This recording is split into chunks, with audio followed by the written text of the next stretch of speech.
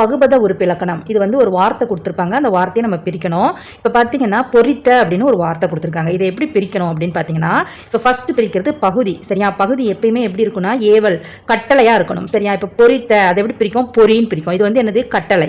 இதை வந்து இந்த பொறியை திரும்ப பிரிக்க முடியாது. அதாவது பகாபதமாக இருக்கணும். இது பிரிக்க முடியாத சொல்லா இருக்கணும். அது பகுதி. அடுத்து பார்த்தீங்கன்னா இத்து. பகுபத உறுப்பிலக்கணம் அப்படின்னாலே புள்ளி வச்ச எழுத்துக்களாக பிரிக்கணும். ஞாபகம் வச்சுக்கோங்க. இந்த இத்து அது புள்ளி வச்ச எழுத்தா இருக்கிறதுனால அந்த ப்ளஸ் போட்டு இத்து போட்டுக்கிறோம். இந்த தாவை எப்படி பிரிக்கணும்? இத்து கூட்டல் ஆ தான் நமக்கு தா. அதனால என்ன படிச்சிருக்கோம்? பிளஸ் போட்டு இத்து கூட்டல் ஆ அப்படின்னு போட்டிருக்கோம். சரியா? இதுக்கு அடுத்து நமக்கு எந்த எழுத்தும் இல்லாதனால இதோட முடிச்சுக்கிட்டோம். இப்போ ஒன்று என்னன்னு எழுதணும். இப்போ பொறி அப்படிங்கிறது என்னன்னா அதான் பகுதி. சரியா?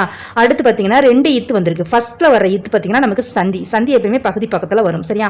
அடுத்து வர்றது நமக்கு என்னது? இடைநிலை. இடைநிலை அப்படிங்கிறது இத்துங்கிறது இறந்த கால இடைநிலை. நம்ம அந்த வார்த்தையை வாஸ்து பார்த்தாலே நமக்கு தெரியும். பொரித்த அப்படின்னா அந்த செயல் முடிஞ்சிருச்சு. அடுத்து ஆ அப்படிங்கிறது பார்த்தீங்கன்னா பெயரச்ச விகுதி. ஆண் வந்து நமக்கு என்னது? பெயரச்ச விகுதி. அதனால இது பெயர்